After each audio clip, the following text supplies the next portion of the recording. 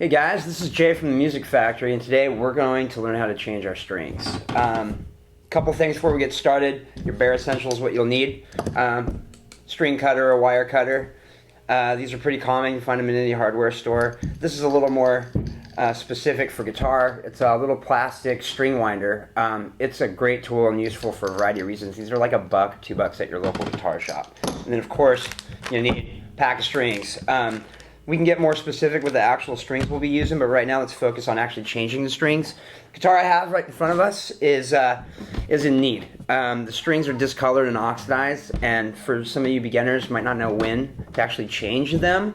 If you're 3-4 months into playing your guitar, regardless of how often you play, it's probably time. But visually, your really bright stainless looking steel strings, the plain ones, will oxidize, they'll turn black or even brown. If you start seeing any kind of discoloration on your fingers, it's time. So let's go ahead and get started. I personally have been doing this for about 15 years professionally, and this is my take on it. Everyone has their own. I take off one string at a time. And this I'd recommend for all of you too, just to try and keep as much tension as if the guitar was fully strung while you're changing your strings. So let's go ahead and get started. I'm going to go ahead and start with the heaviest one first. So I'm going to move, and so all I'm going to be doing is taking my string winder right here, and I'm going to be accessing the actual machine itself. So the part that I'm actually putting the string winder tool on is the machine, and the part that'll be moving is called the cap stand. Now, I like to put my hand on the string when I do this because they tend to pop sometimes. So this will protect your face. So as we turn it, you'll see the string starting to get some slack. You don't have to go so crazy as to wait till the string falls off. I get it loose and I cut it. Reason being is throwing strings away can be dangerous, so having a smaller string to wind up and throw away is going to be much more safe as far as throwing them in the trash for your hands. Here's the other cool part of the string winder. It's got this really cool cut on the base of it that's going to allow us to pull the peg, which is this little button that holds the metal string into your acoustic guitar. So you see how easy that was? Basically just lifted the piece right out.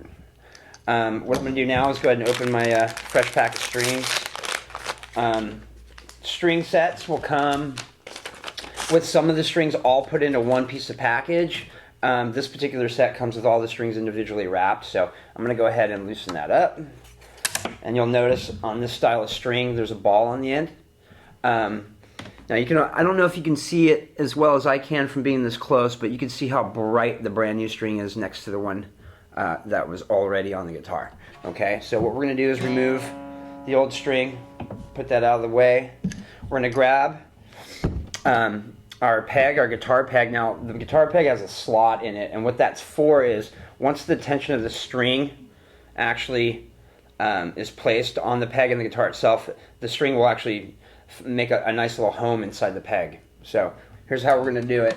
With my left hand I'm keeping tension on with the peg. I'm going to press down. You should hear a nice little pop.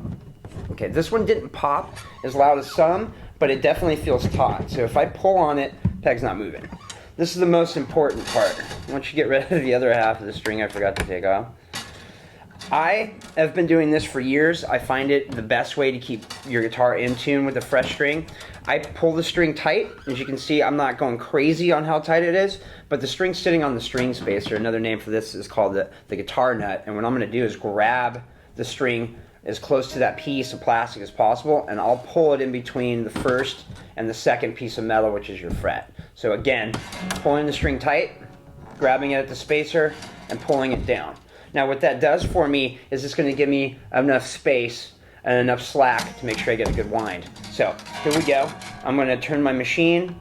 My cap stand little eye hole is facing where the peg is. We're going to run the string through. Okay, remember pulling it tight. And we're going to grab at the spacer down the first and second fret, and I make a bend away from me. Now, if I had to walk away from this instrument, I'll know where I need to start winding because I already made that bend. Now, I'm going to go a step further, you guys. This is the most important part and the easiest part to mess up as far as letting go of the string or any kind of loose tension will mess this up. But this ensures the string won't come loose. I go underneath where my bend was. So if you can see right there on the part, the string is actually underneath the actual main part of the string, and then I'm coming all the way back over. and that is a string winding knot. Now that is, if you look on some of our more major manufacturers, Martin Guitar Acoustic website, this is how they do it, and this is how I've done it for more than 15 years, so it really works well. People will do it different, but here's the most important part as far as after you get your knot. Now, the important part here is to make sure you have tension on the string the entire time during the wind. Now you can see the knot following around. What I'm doing is I'm going underneath the first part of the wrap, and then I'm going over the top. Actually, you know what? Let's do it this way. With this particular guitar, we're going to go over the top and underneath that knot. So if you can see that, the main part of the string is underneath the knot itself. So I want to make sure we all get a good shot of that. Now I'm keeping tension on the string itself the entire time, and it should give us a nice clean wrap.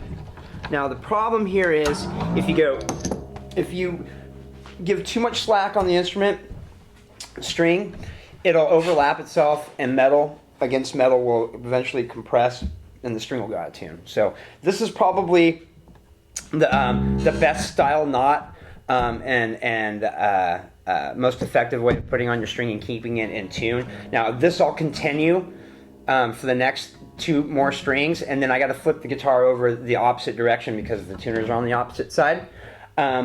What I'd like to do is go ahead and show you guys how to do it on an electric with a different style tuner. Alright, well, welcome back, you guys. This is Jay from the Music Factory again. What we're going to go ahead and do is change the strings on an electric guitar. There's going to be a lot of similarities to what we did with our acoustic guitar as far as when to change the strings and how to change them, but if you'll notice on this particular electric guitar, the capstan, which is the top piece that actually moves on the machine itself, the tuner, is completely different. So I thought it'd be a great idea to show you how it's done on one of these. Again, the only tools that are really specific for an actual string change is your super cool string winder and some wire cutters, okay? So what I'm going to be doing right now is just removing the old string, and what you'll see, as soon as I put some slack on the string, it's just going to pop off, which is much different than the machine on the acoustic, which was like a string through the hole. This is more of a vertical insertion for the string to actually go on the machine itself. So I'm going to go ahead and put my hand, again, the safety part, over the top of the guitar in case the string pops. I'm going to get it loose. And that was much easier to remove. What you don't want to do is pull this string. This particular guitar has the strings loaded through the back end of the guitar. You don't want to go yanking this old string through the guitar with a knot on it like that. They tend to get stuck, and boy, they're a nightmare to get out. So I'm going to go ahead and cut it, which also makes for an easy removal. And I'm throwing it away in the trash, okay? So this particular pack of strings came bundled together, so it's real. You got to be really careful that you don't unravel the wrong string and poke yourself. So I'm just going to go ahead and undo the 2 at the same time. Okay. So here's my low E string. It's going to be going on this electric here. Again, this guitar is backloaded through what they call string ferrules here. So I'm going to be going in through the back, so there's no mystery to where the string is coming from. And I'm going to be pulling it all the way through. Now with a guitar like this is called the Telecaster. You want to give it a couple of tugs and make sure the ball end of the string has gone all the way inside the string ferrule. Okay? If they get stuck out when you go to tune, you're going to have all that extra slack and the guitar won't stay in tune. So better safe than sorry with that. Now with this, as you can see, this is going to be a top-loaded string change. So same principle we used on the acoustic. We need enough slack on the string to get enough winds to make it a proper string change. So we're going to grab the string here near the string spacer or the nut, and we're going to pull it all the way down between the 1st and 2nd frets.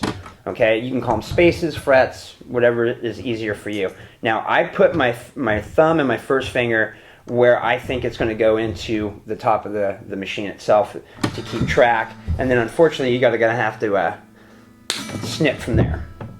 Now there's my string length, and it should be longer than the spacing from the machine down to your saddle here. We're going to go ahead and insert it to the top, and then with this, it's important, again, we keep tension on the string, the entire time to get a proper wind. So I'm holding it as close to the machine as I can. We should get a nice clean wrap there. If it starts to overlap, go ahead and stop, rewind and do it again. Now this string right here is a great example on how not to change your string. There's a lot of overlaps, there's a lot of overlaying parts of the metal. It won't stay in tune very long. This is a clean string change right there. All you do from here, give it a couple of tugs to ensure that it's in there well, tune to pitch, and you're ready to go to do it 5 more times.